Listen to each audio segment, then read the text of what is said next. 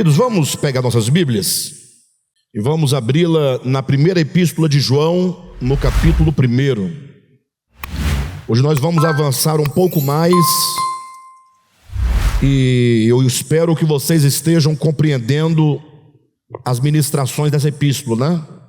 A minha sugestão é que vocês assistam as mensagens mais de uma vez, se for necessário.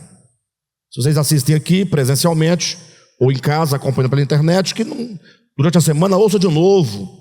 Pega uma caneta, um papel, vá anotando, leia a escritura, a epístola, porque a abrangência desse tema ele é muito grande. Quando nós falamos, no caso João, quando escreveu, é como se ele estivesse falando algo para aquela comunidade de cristãos, né, que eram ali o seu público imediato desta carta. Então, o mesmo acontece quando nós também falamos. Quando nós falamos, há muitos pressupostos daquilo que nós falamos que não é explicado na fala. Nós falamos subentendendo presumindo que todos estão entendendo. Só que essa fala que nós trazemos, os conceitos, eles têm os seus fundamentos, suas raízes mais profundas, de onde eles nascem.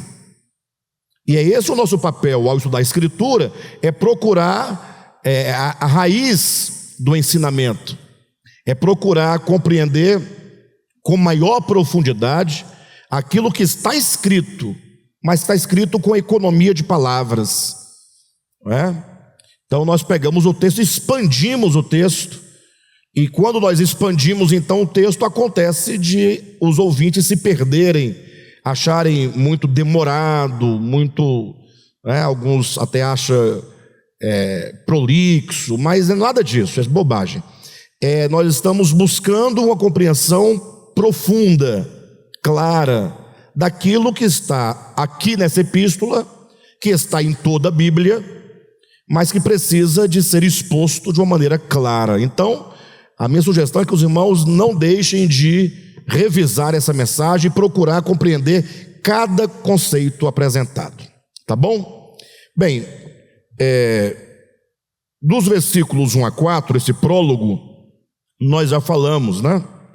Deixamos claro aqui que esse prólogo se estrutura nesses dois pronomes, o nós e o vós. O nós que são os apóstolos, o vós que é os ouvintes, né?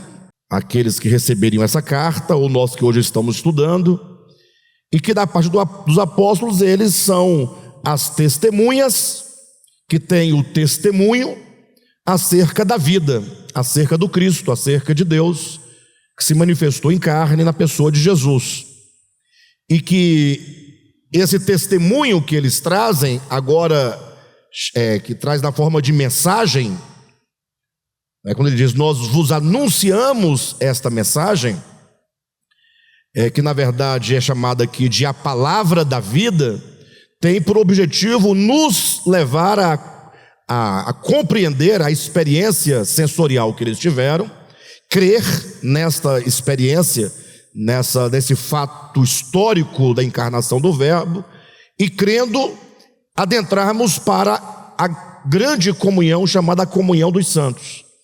E aí nós tocamos no ponto nevrálgico da carta, que é a comunhão. E entender agora então o que é esta comunhão é o grande desafio. A comunhão não meramente enquanto comunhão de uma comunidade, de um grupo, uma comunhão no sentido de afinidades doutrinárias, nada disso, embora passe por esses aspectos, mas é uma comunhão cósmica, né?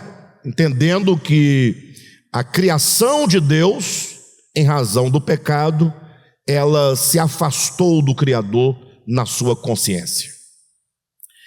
Como se diz de modo teológico, né? A queda, o desvio, o erro que o homem teve em relação a Deus, ao seu propósito, o homem construindo seus próprios caminhos, se afastou na consciência, no coração, e esse afastamento, ele precisa de ser resolvido. Tanto é que vimos aqui que a grande obra de Deus final é trazer de volta a sua criação para o centro gravitacional de Jesus. Ele é o centro de todas as coisas, para quem todas as pessoas, todos os seres dos céus, da terra, possam convergir na dispensação da plenitude do tempo. Logo, é uma comunhão orgânica, psíquica, espiritual, da alma, do coração, tudo aquilo que é contrário a qualquer forma de inimizade. Então essa comunhão é algo que acontece no espírito humano, na alma humana, no ser do homem, para que ele volte para constituir a grande unidade de Deus com a sua criação. Quando dizemos grande unidade, é o que está lá em Efésios 2, quando Paulo diz no versículo 16, que nós então, quando nos aproximamos da cruz, nós formamos um só corpo com Deus. A expressão eu acho que é muito, muito importante. Um só corpo com Deus fala desse retorno a essa base. E é somente aqui que as nossas vidas ganham sentido e ganham significado, que é o que o apóstolo vai chamar de a alegria. A alegria como o resultado da comunhão. E a alegria completa que se dará somente quando tudo tiver voltado para Deus, para o Pai. Tá bom? Bem, mas hoje nós vamos avançar aqui a partir do versículo 5. Vamos ler aqui do versículo 5 até o versículo 10. Diz assim: ora, a mensagem que da parte dele temos ouvido e vos anunciamos é esta. 2 pontos. Que Deus é luz e não há nele treva nenhuma. Se dissermos que mantemos comunhão com ele e andamos nas trevas, mentimos e não praticamos a verdade. Se porém andarmos na luz como ele está na luz, mantemos comunhão uns com os outros, e o sangue de Jesus, seu Filho, nos purifica de todo pecado. Se dissermos que não temos pecado nenhum, a nós mesmos nos enganamos, e a verdade não está em nós. Se confessarmos nossos pecados, ele é fiel e justo para nos perdoar os pecados e nos purificar de toda injustiça. Se dissermos que não temos cometido pecado, fazemo-lo mentiroso, e a sua palavra não está em nós. Bem, essa perícope aqui, esse trecho, ele traz aqui várias dicotomias, que eu quero chamar a atenção de vocês para essas dicotomias. Se você verificar no versículo 5, você vai encontrar a primeira dicotomia, luz e trevas. Deus é luz e nele não há treva nenhuma.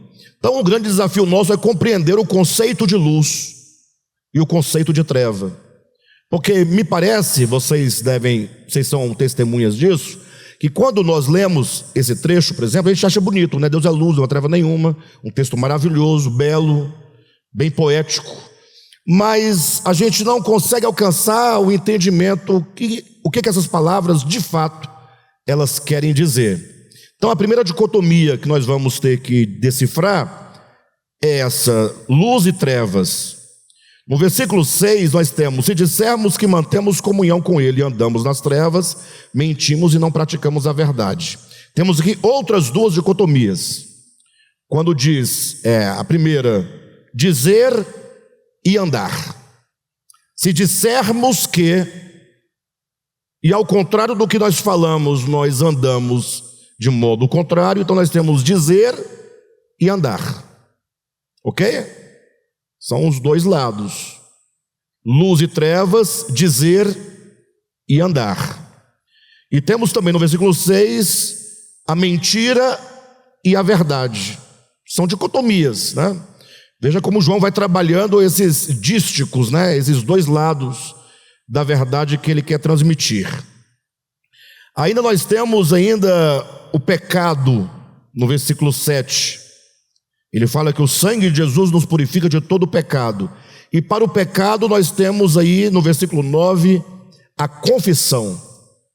Então nós temos que entender essa outra dicotomia, pecado e confissão. Tá bom? Então é basicamente isso que eu quero que vocês, sempre que olharem para esses 5 versículos, né? 5, 6, 7, 8, 9 e 10, esses 6 versículos, vocês tenham diante dos olhos esses termos dicotômicos: luz, trevas, verdade, mentira, dizer, andar, pecado e confissão.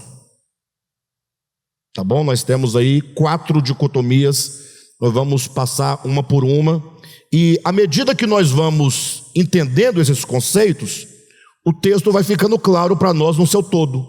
Então nós vamos começar hoje a falar sobre luz e trevas. Se der tempo a gente vai seguindo adiante nas demais dicotomias, mas nós vamos entendendo essas dicotomias e lendo o texto, e aí vocês vão vendo como o texto vai ficando cada vez mais claro. Então, no versículo 5, começando agora o discernimento, nós temos aqui: ora, a mensagem que da parte dele temos ouvido e vos anunciamos é esta, que Deus é luz e nele não há treva nenhuma. Então imagine só, nós temos aqui os apóstolos, o nós, que diz que eles foram testemunhas oculares da encarnação do Verbo.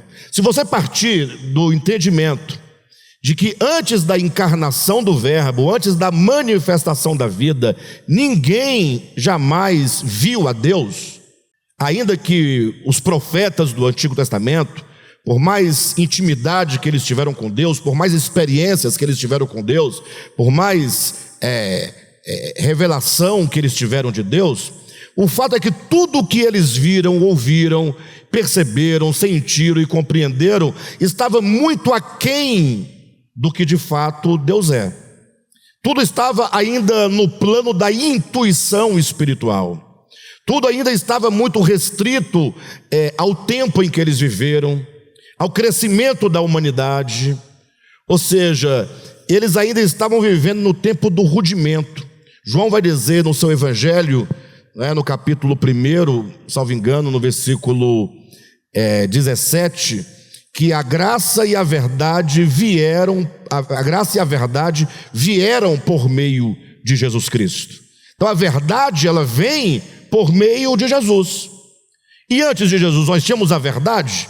Não, porque se a verdade veio com Jesus, nós não tínhamos a verdade. Alguém pode dizer: tá, mas então você quer dizer com isso que o que então há lá atrás no Antigo Testamento é mentira?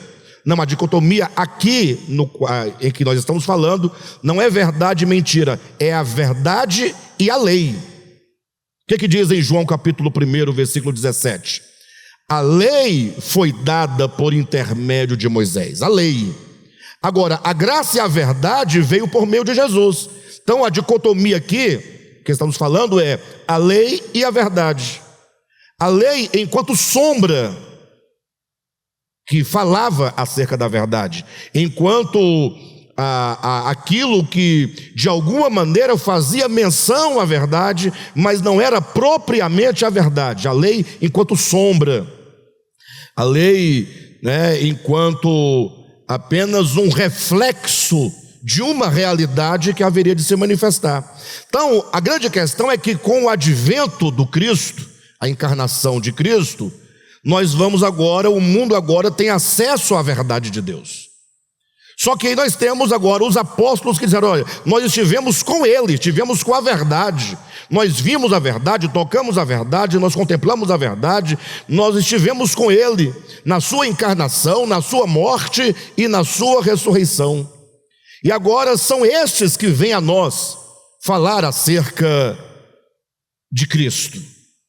Ou seja, nós vamos receber a mensagem por intermédio dos apóstolos.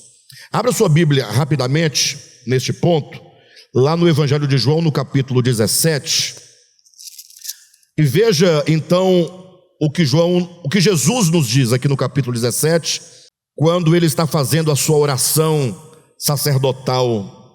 Capítulo 17 de João, Jesus diz assim, olha, versículo 19: é a favor deles, e a favor deles eu me santifico a mim mesmo, para que eles também sejam santificados na verdade. Jesus aqui está falando com o Pai, e ao falar com o Pai, ele está agora orando, falando com o Pai, e na sua oração ele está orando pelos seus discípulos, aqueles que estão ali imediatamente diante dele. Veja só o versículo 11, João 17:11. Já não estou no mundo, mas eles quem? Esses discípulos, eles continuam no mundo, ao passo que eu vou para junto de ti. Pai Santo, guarda-os em teu nome que me deste, para que eles sejam um. Ou seja, Jesus está orando pelos seus apóstolos que estavam ali diante dele. Ele está fazendo uma oração e orando por Pedro, por Tiago, por João, pelos apóstolos, por estes que aqui na primeira epístola de João vai dizer: nós vimos o Cristo, nós tocamos, nós ouvimos, nós contemplamos, nós apalpamos o verbo da vida. José ora por essas testemunhas oculares.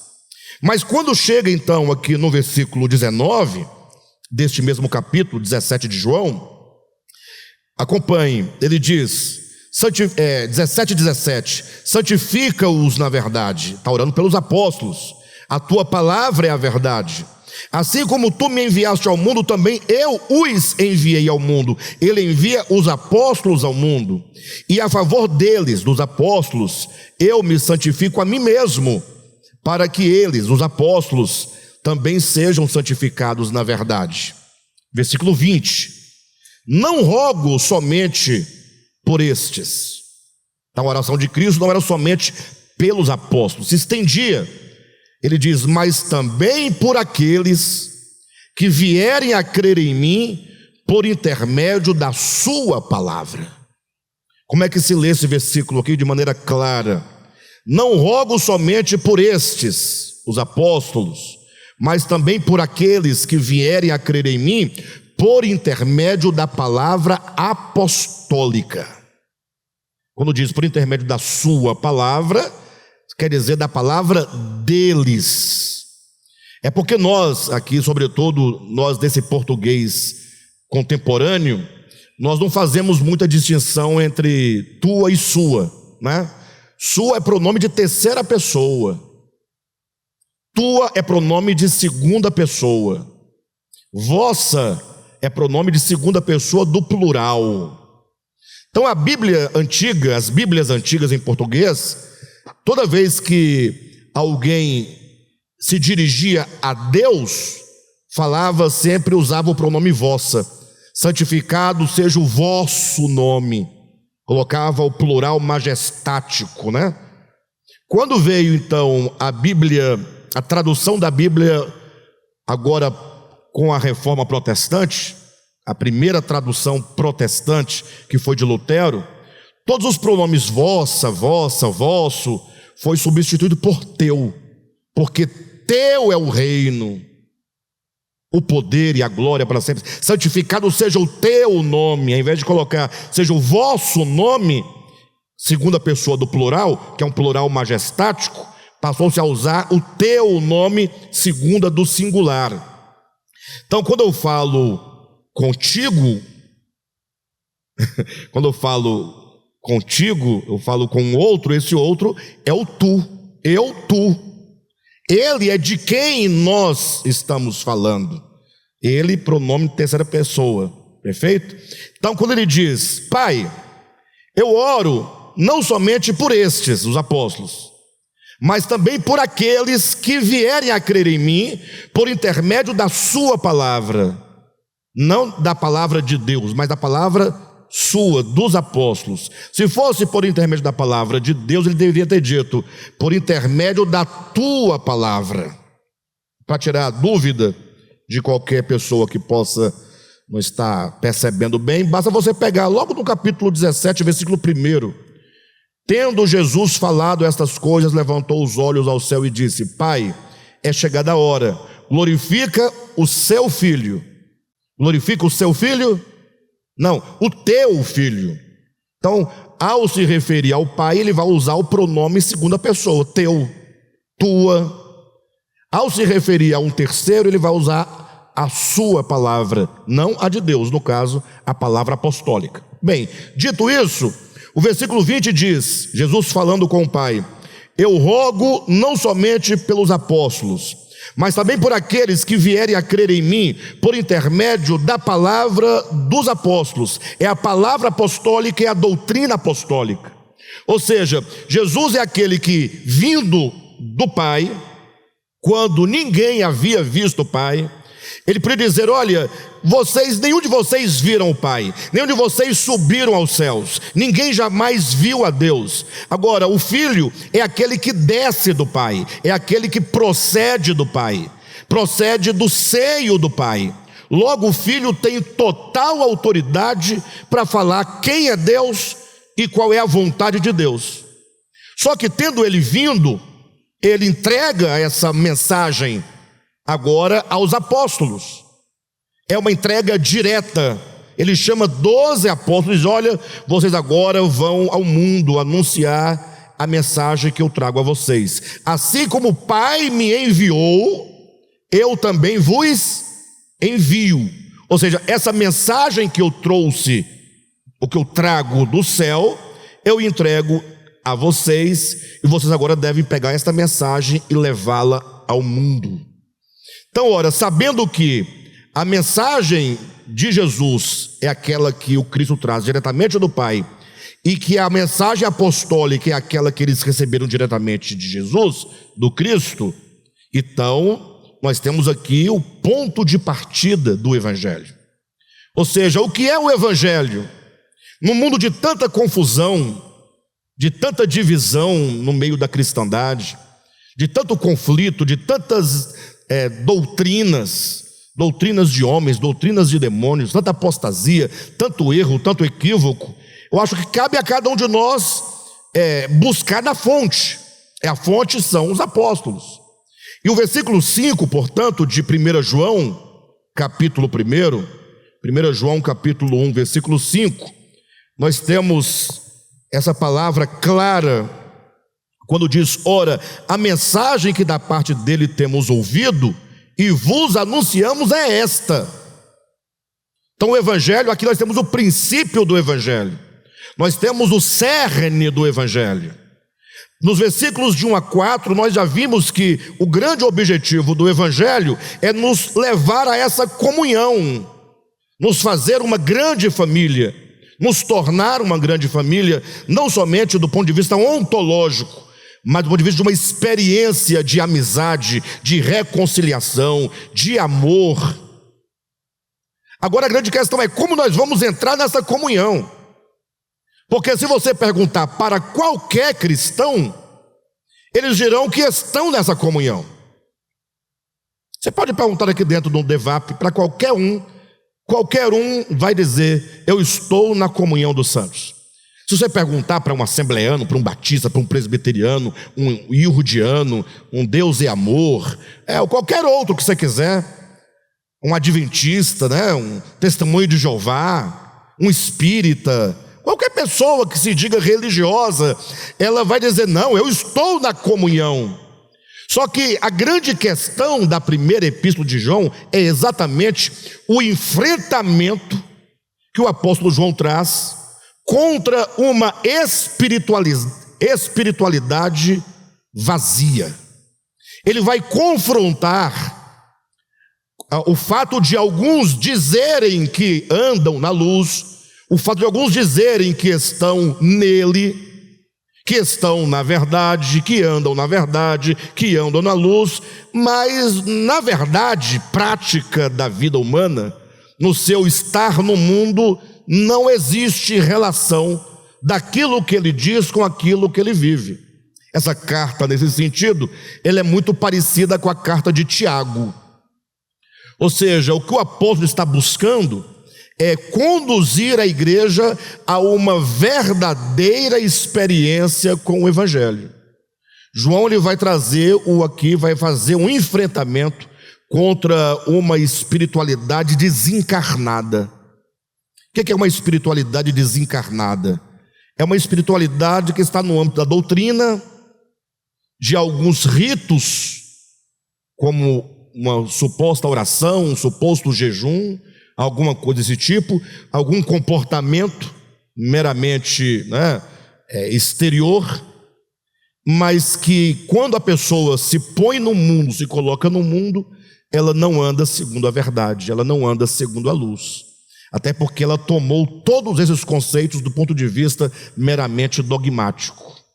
Ou seja, entende-se nos dias de hoje que crente é aquele que carrega uma ideia correta, ou uma suposta ideia correta acerca de Deus. Tanto é que o nosso grande drama qual que é? Ontem mesmo um irmão me procurou aqui, dizendo: pastor, depois da mensagem de domingo eu fui para casa e fiquei ali sofrendo, muito incomodado com essa ideia de ser um cristão vencedor, né? E a questão que estava incomodando ele é porque ele falou assim: a minha vida é muito boa. Ou seja, a minha vida é muito boa. E a nossa vida é muito boa, a despeito de todos os problemas que nós possamos ter, nós vivemos uma vida boa. Pensa um pouquinho, seja um pouquinho mais grato a Deus, porque tem muita gente sofrendo horrores no mundo. Mas nós, a despeito de um probleminha ou outro que aparece, há uma dorzinha que aparece aqui de vez em quando, não é? Uma coisa ou outra, mas nós estamos aqui vivendo tranquilamente em muitos aspectos. E ele disse: como eu posso, nessa minha vida tão boa, me tornar um vencedor, né? Então, essa preocupação desse irmão significa que ele não quer viver uma vida de meros dogmas. Ele quer saber como é que eu entro nessa experiência, né? Eu quero ter uma experiência do Evangelho. Então, o grande drama nosso, às vezes, nós vivemos de um modo e carregamos conosco do outro lado uma bolsa cheia de pergaminhos sagrados, com os textos sagrados, as explicações corretas. Ou seja, temos o conhecimento intelectual, mas não condiz com a nossa vida prática. Essa carta de João, ela tem esse motivo. Ela é escrita para nos chamar para uma experiência real. E para tanto, nós temos que sair dos dogmas e compreender o Evangelho como ele de fato é. A primeira dicotomia com a qual nós nos deparamos, e aqui eu quero pedir um esforço da parte dos irmãos para compreender isso aqui, é a dicotomia luz e trevas, quando João declara: a mensagem que da parte deles ouvimos é esta. Ou seja, estamos agora com um texto claro, explícito. Qual é a mensagem do Evangelho? O que Cristo disse que deveria ser pregado? Em que nós devemos crer? Qual é o assunto do Evangelho? E ele começa dizendo: o Evangelho começa com a grande declaração de que Deus é luz e de que nele não há treva nenhuma. E para nós podermos discernir isso, temos que compreender o conceito de luz e, consequentemente, o conceito de trevas. Porque o que vem à sua mente quando você lê Deus é luz? Imagina, Deus é luz, nós devemos andar na luz. Ora, para eu andar na luz, eu sei que Deus é luz, mas como é que isso acontece efetivamente? O que quer dizer Deus é luz? Então, a primeira coisa, tire da sua mente, do seu entendimento, essa luz que diz que Deus não é uma luz metafísica, não é uma luz física, não é uma luz enquanto esse sentido geral de luz, como o sol, como a lâmpada que tem luz. Não é esse o conceito. Também não é o conceito dualístico de que o mundo estaria dividido em duas potências, duas forças, a luz e as trevas. As trevas enquanto o mal ontológico, o diabo, Satanás, nesse sentido religioso que todos entendem. Quando você fala a palavra diabo, o crente chega a se arrepia e diz: não fala esse nome, não pode falar esse nome. Veja que ele já logo remete à ideia de treva, de diabo, à figura de um ser. Então, esse mal ontológico que estaria no universo, como uma potência destruidora, que vai levar os homens para o inferno, separado da luz que é Deus, né? Que é essa potência. Então, esse dualismo não existe. A dualidade existe, não o dualismo. Não essa crença que existe, por exemplo, o He-Man com o gato guerreiro e o esqueleto no mundo separado lutando pelas almas. Não, isso é platônico, não é? Isso é gnóstico. O Evangelho, quando fala que Deus é luz, também não está se referindo à luz enquanto um bem moral e às trevas enquanto um mal moral. Imagina só, Deus é luz, o que significa?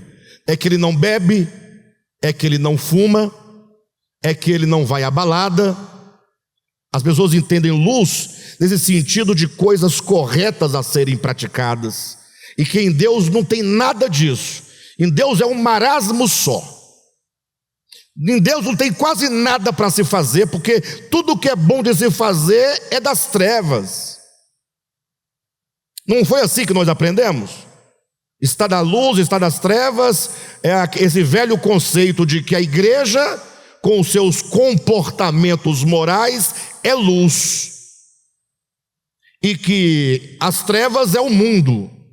Não é isso que o Evangelho quer nos trazer. E eu quero demonstrar claramente que não é esse conceito moral que está em vistas aqui.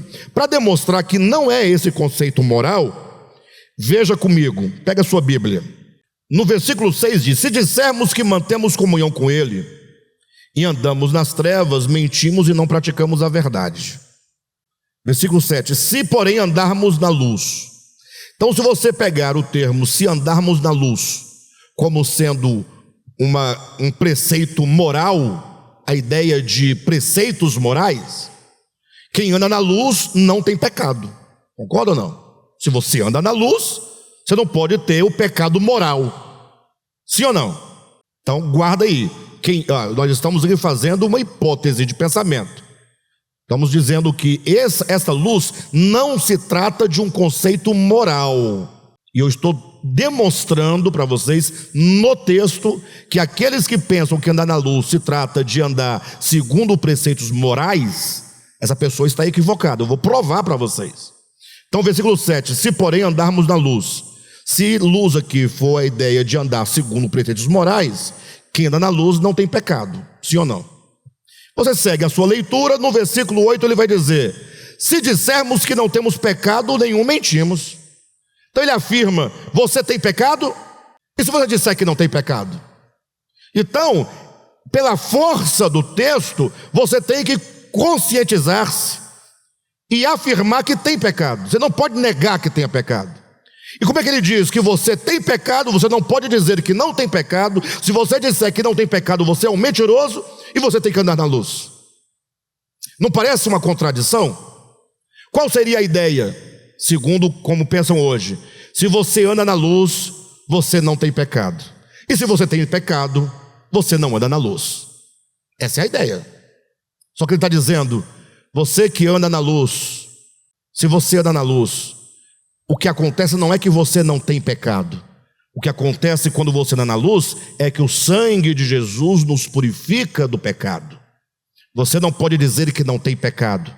Se você disser que não tem pecado, você é mentiroso. Logo, você, ao mesmo tempo que afirma andar na luz, você afirma que você tem pecado. Não há contradição entre andar na luz e ter pecado. Por quê? Porque a luz de que estamos tratando não é uma ideia moral, não é uma ideia de fazer ou não fazer algo certo ou errado. Quando nós falamos que Deus é luz, nós estamos falando que Ele é, enquanto a verdade, e a única verdade que pode existir é o próprio Deus.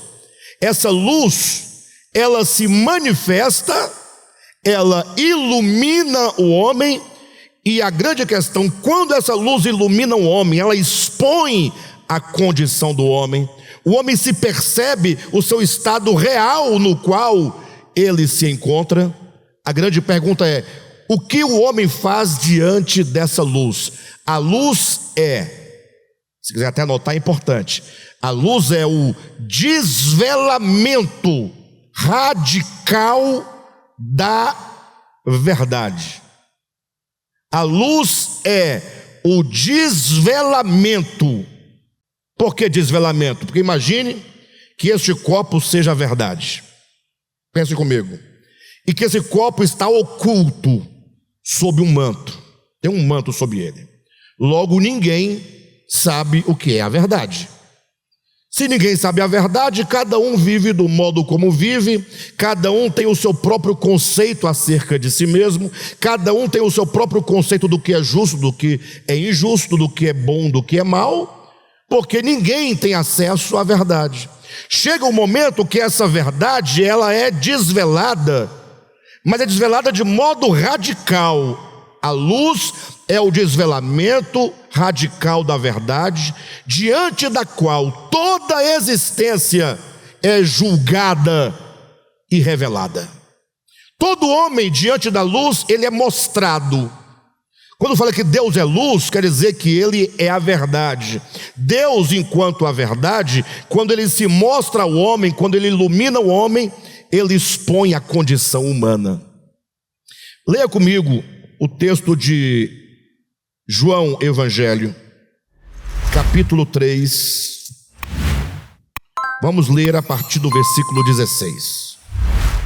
Não, eu vou ler a partir do versículo 14. Deus é luz e nele não há treva nenhuma. Deus é luz e nele não há máscara nenhuma. Deus é luz e nele você tem toda a transparência. Deus é luz e nele você tem toda a verdade. Deus é luz porque ele é a própria verdade. Nele não há treva, não há engano, não há mentira. Agora veja, capítulo 3 de João, do Evangelho. Vamos começar lá do versículo 14. Vá me acompanhando que pouco a pouco os irmãos vão compreendendo esse conceito maravilhoso. Jesus está conversando com Nicodemos, ele fala assim para Nicodemos: olha, do modo porque Moisés levantou a serpente no deserto, assim importa que o Filho do Homem seja levantado. Então o que temos aqui? Primeiro, quando Jesus, falando a Nicodemos sobre a condição humana, ele cita o exemplo de Moisés no deserto. Ele fala que Moisés estava no deserto com o povo de Israel, e esse povo estava sendo picado por serpentes venenosas, víboras venenosas. E então Moisés, ele tem um problema, o povo está doente, o povo está morrendo. Então a primeira questão, quando você pensar Deus é luz, nós vamos começar a pensar Deus é luz a partir daqui. Todo homem está picado pela serpente. Todo homem, ele é participante de um veneno. Existe uma doença mortal de que todos os homens participam. Agora nós temos um problema, porque o homem, ao longo de toda a sua história, sempre buscou o seu autoaperfeiçoamento, sempre construiu mecanismos de melhoramento e aperfeiçoamento do próprio homem. Não é sem razão que os gregos tinham lá o que eles chamavam de paideia.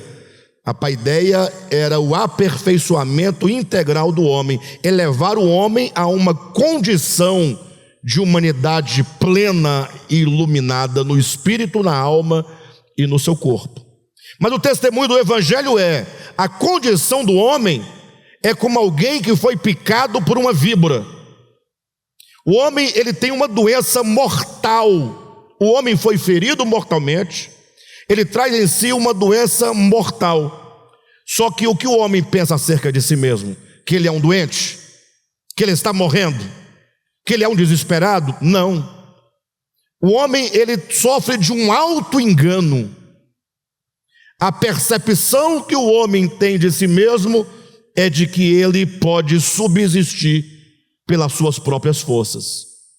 Então, o Evangelho começa dizendo: a condição do homem é uma condição mortal. Ele está ferido mortalmente, assim como lá no deserto os homens estavam feridos.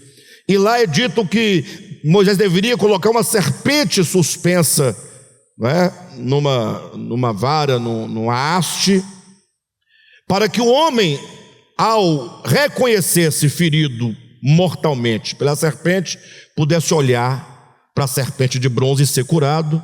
Jesus fala: assim o Filho do Homem também será levantado. Então, primeiro ponto: o homem está mortalmente ferido. Existe uma doença. O homem precisa de cura. E a solução de Deus é o Filho do homem que seria levantado.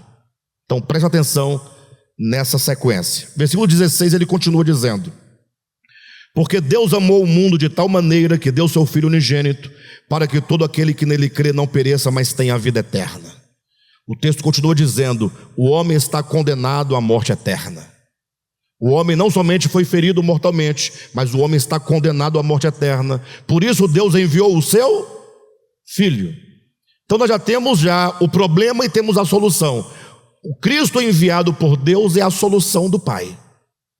E a condição do homem, para o qual Deus providencia a solução, é que ele está ferido mortalmente. Essa doença do pecado, que certamente o levará à morte eterna, caso ele não encontre a solução.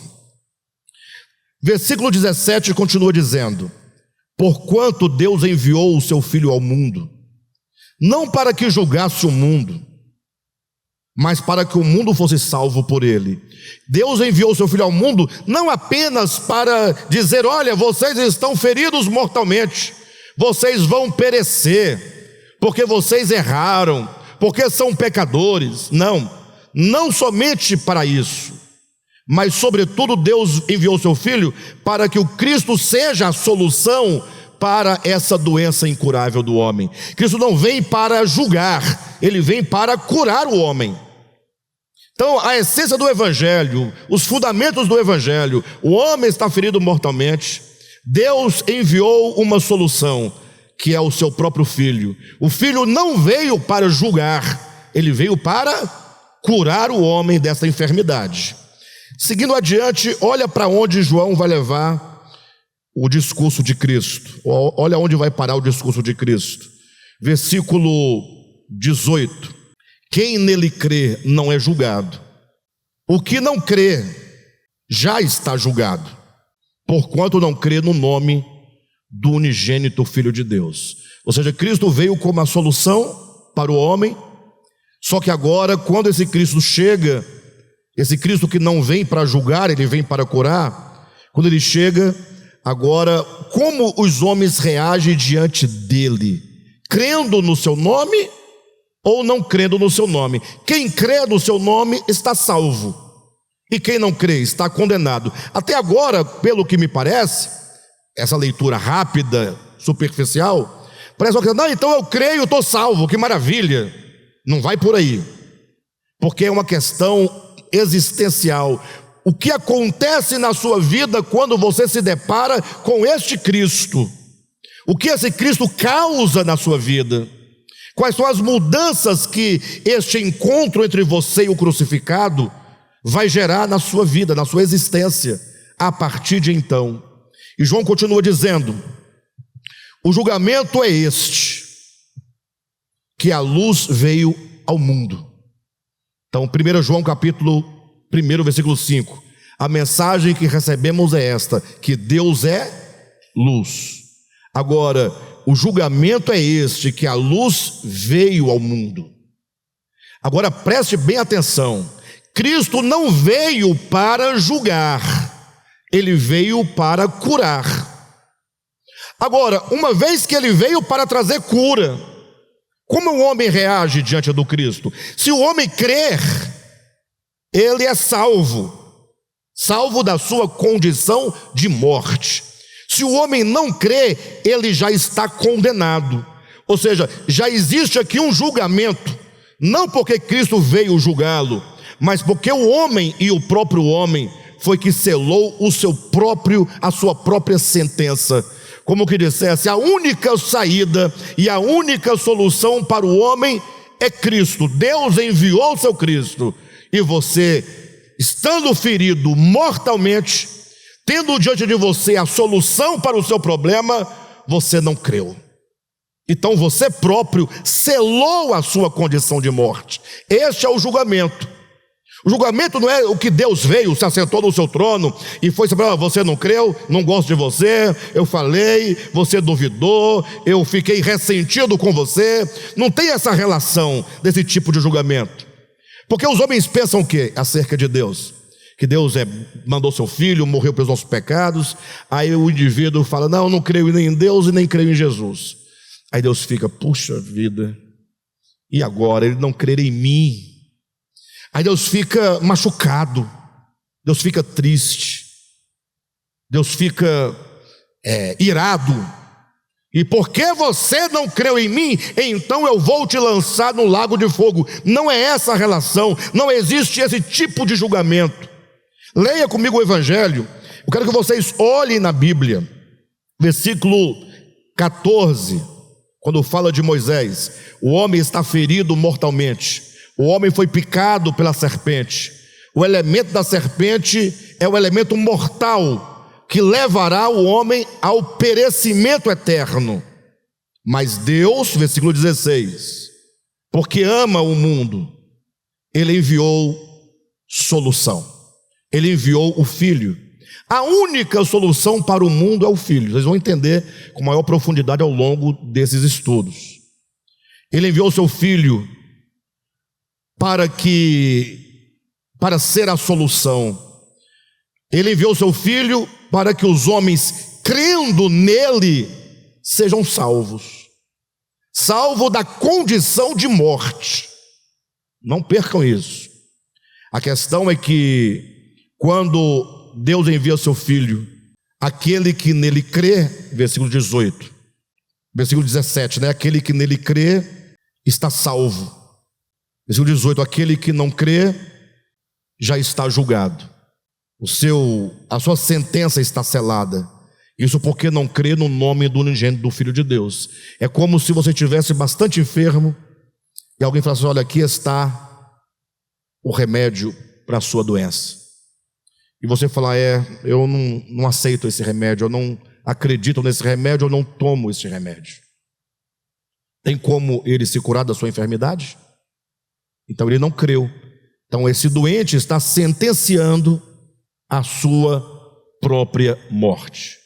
Agora pense em alguém que diga: oh, que maravilha, o remédio, que coisa gloriosa, eu acredito nesse remédio, ele é a solução para os meus problemas.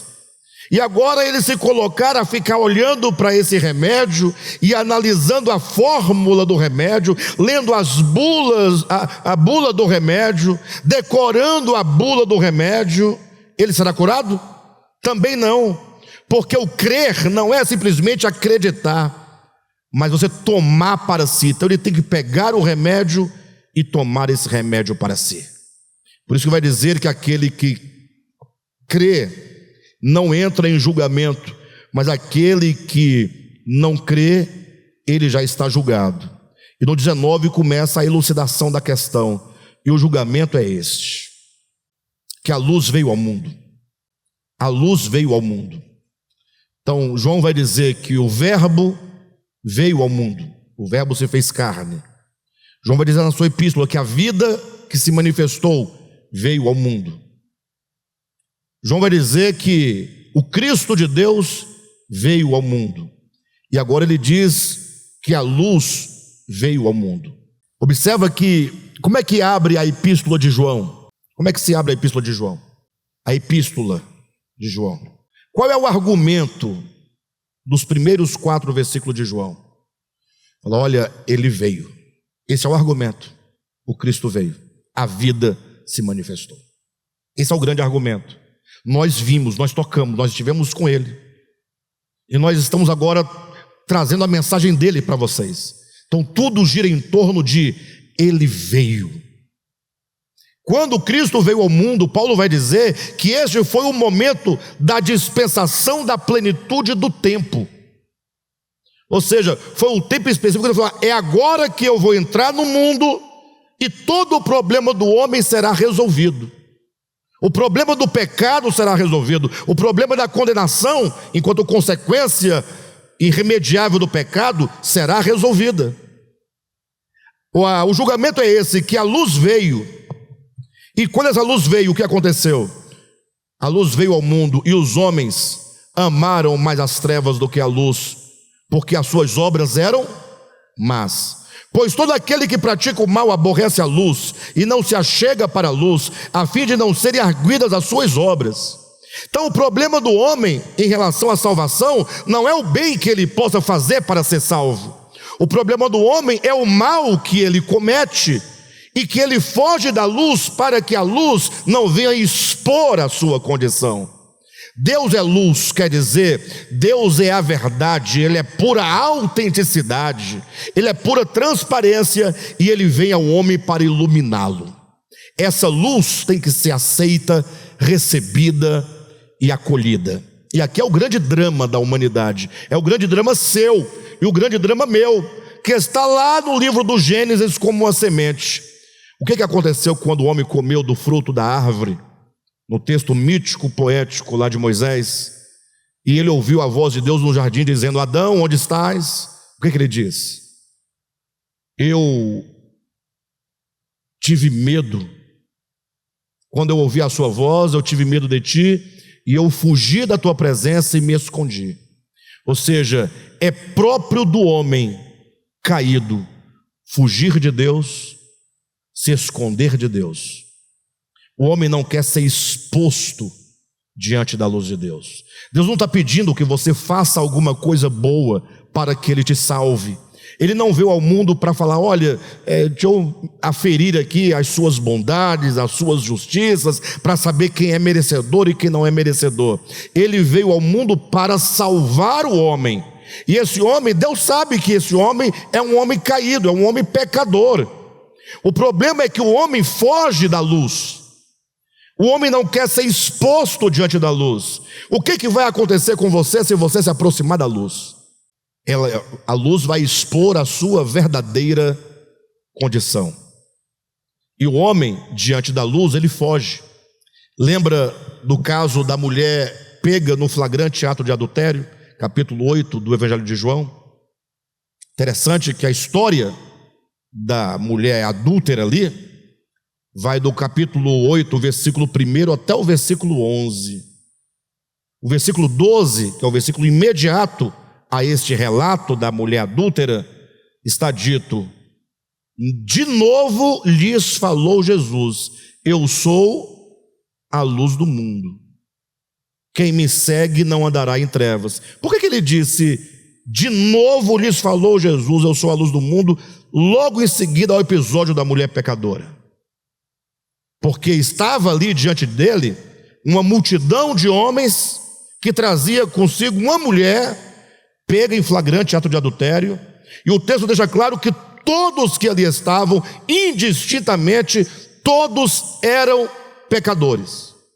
Não tinha um que fosse justo, embora estivessem ali fariseus, escribas, sacerdotes, homens da lei, homens do templo, homens do culto, homens homens de mandamentos, homens da moral, homens religiosos.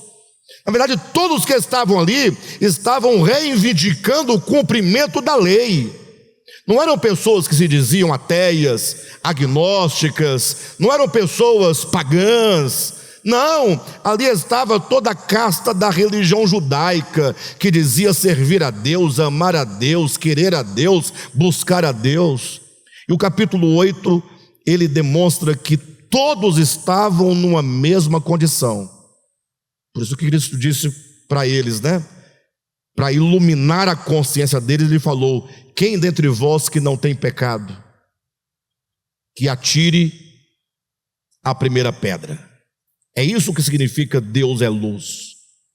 Os homens ali dizendo: essa mulher foi pega no flagrante ato de adultério. Para um pouquinho aí a cena do filme, dá um pause. O que nós fazemos todos os dias? Vamos falar a verdade. Vamos falar a verdade. Se nós dissermos que temos comunhão e que andamos na luz, o que é andar na luz? O que essa luz representa para mim? Qual a minha relação com essa luz? O que quer dizer que Deus é luz e que logo eu ando na luz, que eu amo a luz? O que nós fazemos diariamente? Vamos ser honestos. Nós estamos sempre armados de pedras e com muitos julgamentos. Nós julgamos o filho que não cresceu, Nós julgamos o filho que se desviou? Sim ou não? Nós julgamos o filho desobediente? Nós julgamos o irmão, nosso irmão, que não tem a mesma moral cristã que a minha? Nós julgamos aqueles que não têm o mesmo dogma da nossa fé? Nós julgamos o ímpio? Não julgamos ou não? Julgamos os héteros que não são nossos irmãos de fé? Ou não? Julgamos o homossexual porque não tem a escolha sexual nossa? Ou não tem a nossa condição sexual? Julgamos ou não? E nós olhamos para o mundo inteiro, julgamos os políticos, julgamos as igrejas, julgamos todo mundo. A nossa vida é julgar. E toda vez que nós julgamos, nós partimos da base de uma justiça própria, uma autojustiça que nós impomos a nós mesmos. Quer ver uma coisa? Imagina só um crente que passa a vida inteira pregando contra o divórcio. Estou falando do divórcio, não é para falar a favor do divórcio, não, é só um exemplo. Ele é crente, então ele tem texto bíblico, então ele é contra o divórcio, então ele está naquela firmeza dele. Mas um dia, como um infortúnio bate na casa de qualquer pessoa, e não importa de quem, o divórcio bate na porta dele. O que não é difícil acontecer com ninguém, né? Até porque o divórcio não depende de uma só pessoa, depende de duas. Logo, se eu não quero, o outro quer, o divórcio vai acontecer. E eu vou ter que lidar com ele.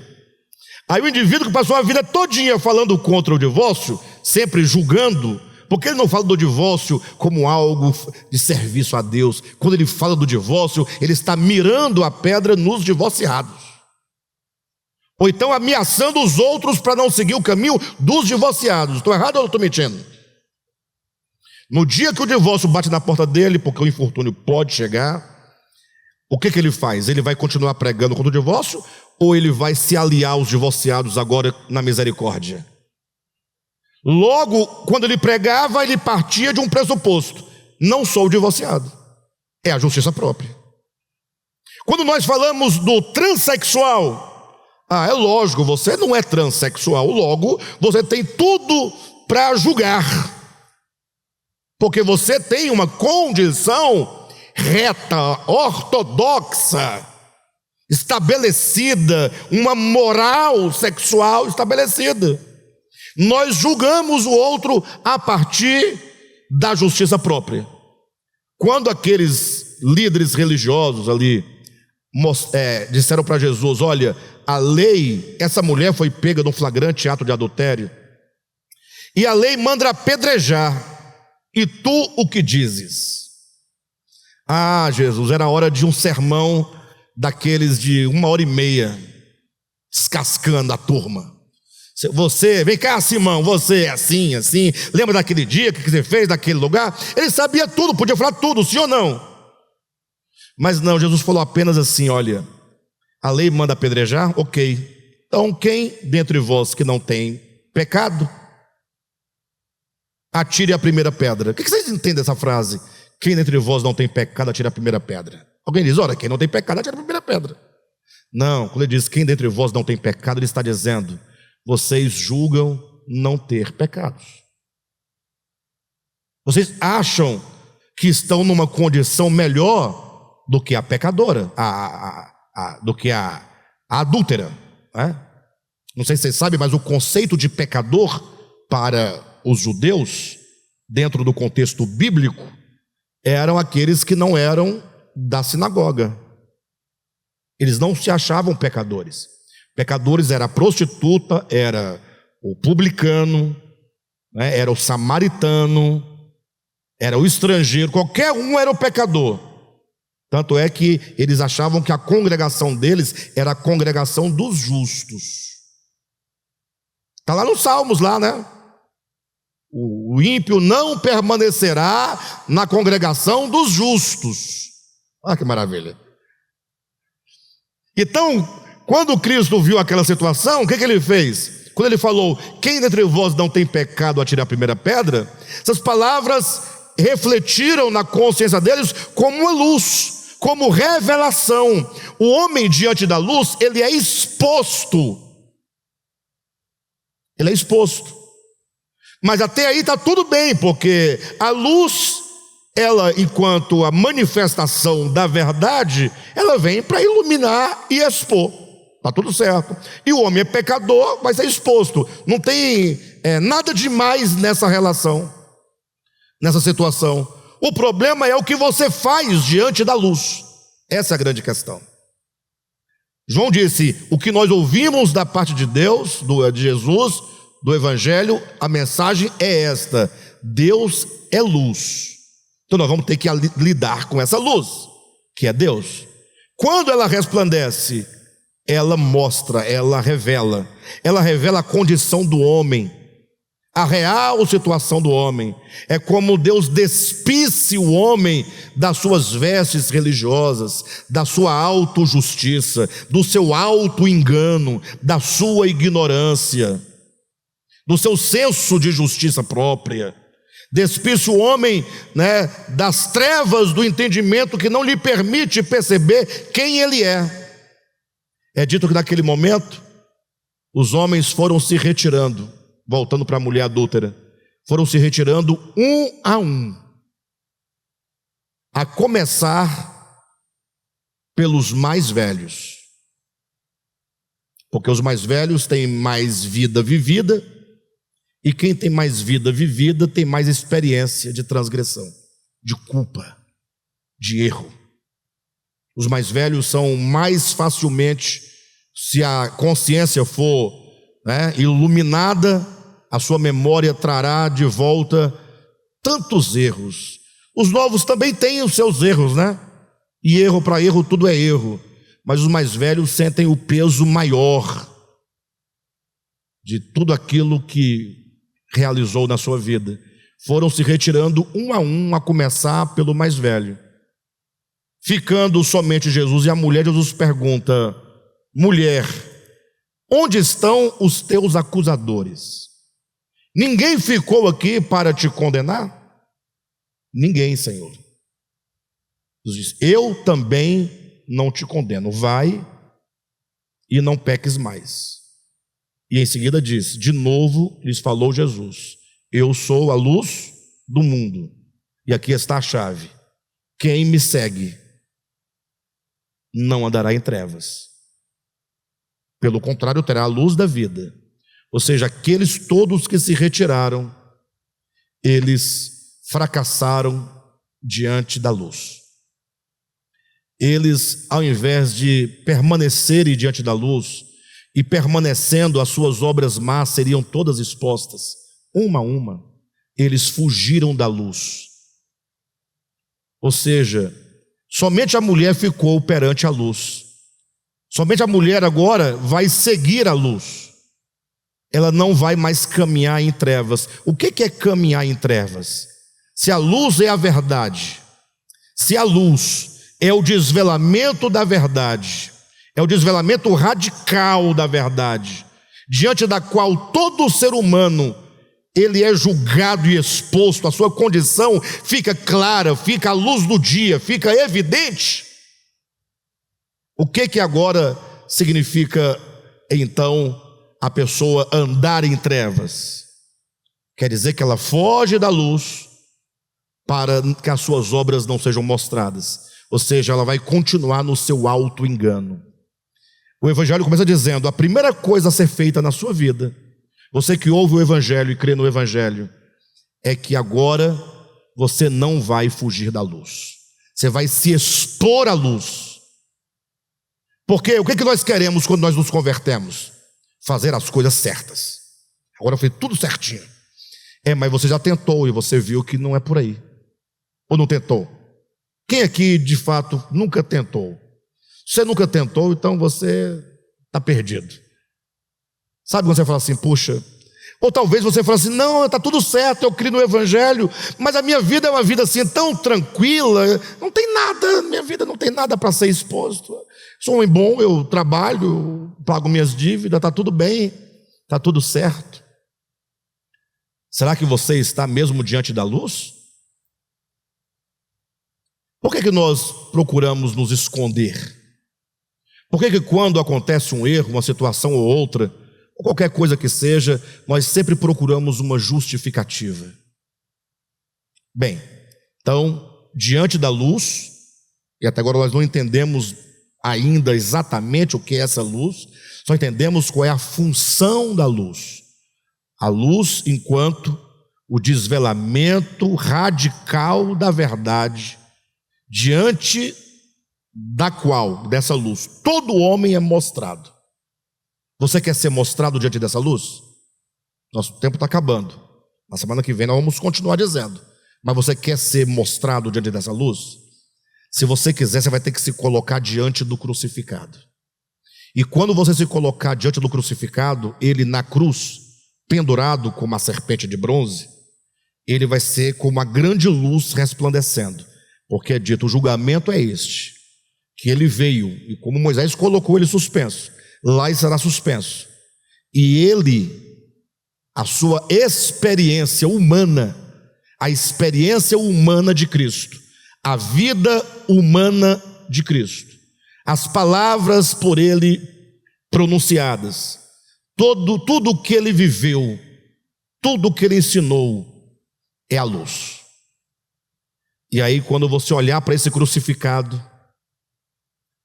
logo a primeira coisa que vai acontecer nessa iluminação é você perceber o profundo contraste entre você e o crucificado. O crucificado nos envergonha. Diante dele nós podemos fazer uma série de coisas. Você pode fugir da luz, não quer ser exposto, você ignora o Cristo. Você pode dizer que ele é um louco. Você pode dizer que a sua filosofia não funciona. Você pode dizer que o evangelho dele é uma utopia. Você pode fazer uma série de coisas. Agora, se você permanecer diante do crucificado, o contraste é muito grande entre o que ele é e o que nós somos, o que ele viveu e o que nós vivemos, o que ele acreditava e o que nós acreditamos. O contraste é grande. O evangelho humilha o homem, porque quando ele expõe a nudez do ser humano, a condição perversa de inimizade, de hipocrisia, de justiça própria, de se esconder de Deus, de fugir de Deus, de autossuficiência, tudo o contrário do Cristo. Na semana que vem nós vamos aprofundar essa questão da luz enquanto o crucificado, como a luz, no velador, suspensa lá no madeiro. Mas imagine só que o Cristo de Deus, ele tinha toda a suficiência, ou não tinha? Ou melhor, ele tem toda a suficiência, toda. Afinal, é dito que nele tudo foi feito, para ele tudo foi feito e por ele tudo foi feito. Se por ele tudo foi feito, ele é todo suficiente no que tange a própria criação. E agora imagine ele se submeter naquela cruz a toda ignomínia, toda vergonha, a toda fraqueza, e com o coração completamente derramado em graça, misericórdia, amor e perdão, suplicando: Pai, perdoa-lhes, Pai, perdoa-lhes. Ora, isso não nos humilha? Nós não queremos perdoar a sogra, que não fez nada de mal para nós, é só uma relação meio estranha, porque são dois egos. É o homem que quer ser o dono da mulher, e a sogra que quer ser a dona da filha. É a briga por um ser humano. Ela é mais de quem? É mais da sogra ou é mais minha? É só essa guerra de ego. E nós não queremos perdoar porque ela faz cara feia, porque se assenta no lugar onde você gosta de se assentar para ver televisão. A pior coisa do mundo é você chegar em casa, sua sogra está na sua casa, sentada no seu lugar vendo televisão, um lugar que você senta. Lá em casa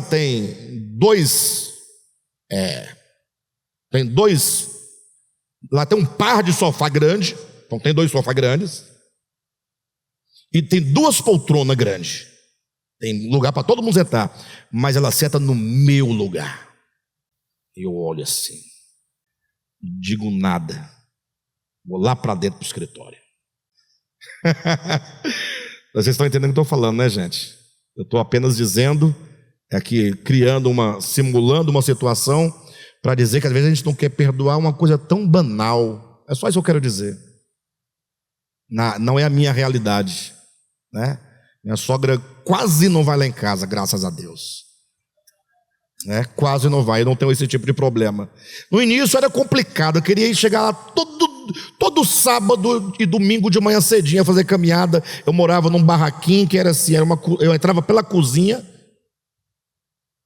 um corredorzinho que dava no banheiro, do lado da cozinha, um corredorzinho que dava no quarto. Então era um barraco com 3 cômodos, cozinha, banheiro e quarto. Não tinha jeito, então não tinha sala. Então ela sentava na beira da cama, 6 da manhã, para conversar. Ela ia caminhar e na volta passava lá em casa, sentava e eu querendo dormir, descansar. Bem, aí eu falei, Jane, resolve porque não vai dar certo. E aí resolveu de um jeito tanto que agora tem que chamar. Eu falei, graças a Deus que deu certo. Bem, gente, eu falo assim para vocês ficarem um pouco menos tensos, né? Mas assim, o Cristo sendo todo suficiente, todo poderoso, e ele se entregar com tanta fraqueza, e não somente se entregar em fraqueza, mas se entregar em amor, graça, perdão, misericórdia, e não bastasse isso, ele suplicar por aqueles desgraçados de homens que estavam cuspindo, insultando, batendo nele. Isso não nos humilha? Isso quer dizer, Deus é luz e nele não há treva. Ou seja, se você diz que anda na luz, que está na luz, você está ali para ser exposto. Essa luz vai te expor. Se você não é exposto, se você está cheio de autoconfiança, cheio de justiça própria, cheio de juízos, cheio de santidade, você está em treva, porque você não consegue se ver, você não consegue se enxergar. Você é aquele que foge da luz continuamente, sempre trazendo justificativas para essa situação e aquela outra situação. Nunca dizemos, Senhor, eu sou, como diz Paulo, né? Miserável homem que sou. Andar na luz não é necessariamente não cometer erros. Andar na luz é estar exposto continuamente para que essa luz nos revele mais e mais, nos humilhe mais e mais, e na permanência desta luz, essa própria luz vai nos transformando. Quando a luz gera consciência da nossa condição, isso primeiramente nos envergonha, depois nos entristece. Isso vai nos massacrando de tal modo, e nós então vamos nos entregando mais e mais, sem justificativas. E o Senhor então tem agora um caminho aberto para transformar o nosso ser. Aí Ele vai transformando. Não é uma questão de fazer algo, eu faço algo, por isso eu ando na luz. É exatamente o contrário. Na luz eu não faço algo porque eu estou na luz. Na luz eu sou exposto. Na luz toda treva em mim é exposta. E eu não posso fugir dessa luz. Eu tenho que permanecer nessa luz. Como diz aqui em João, né, capítulo 3, e eu vou encerrar agora. É porque o relógio ali agora está arrumado. 3 do Evangelho de João, versículo 19 até o 21. O julgamento é este, que a luz veio ao mundo, e os homens amaram mais as trevas do que a luz. Ou seja, eles escolheram, eles preferiram permanecer na sua ignorância, na sua justiça própria, na sua autossuficiência, nos seus juízos sobre os homens, e porque as suas obras eram más. Pois todo aquele que pratica o mal aborrece a luz e não se achega para a luz, a fim de não serem arguidas suas obras. Quem pratica a verdade aproxima-se da luz, a fim de que as suas obras sejam manifestas, porque feitas em Deus. Bem, queridos, o nosso tempo está esgotado. Leiam do versículo 5 até o versículo 10. Vamos lendo em casa e vamos avançando no entendimento, tá bom? Próxima semana, se Deus permitir, estaremos aqui em nome de Jesus.